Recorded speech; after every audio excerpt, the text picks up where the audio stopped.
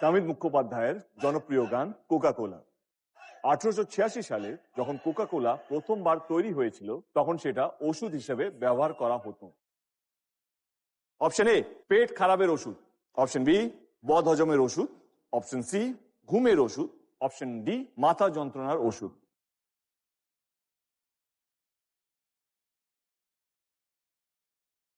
C it's a guess. বুঝেছিস, আমার মনে হয় বোধহয় কোথাও একটা দেখেছি শুনেছি মাথা যন্ত্রণার ওষুধ। অপশন ডি মাথা যন্ত্রণার ওষুধ। And the right answer is option D, মাথা যন্ত্রণার ওষুধ। সামিত, কংগ্রাচুলেশনস, প্লাস 6 পয়েন্টস। সকলের জানার জন্য একটু তথ্যটা দিয়ে দিই।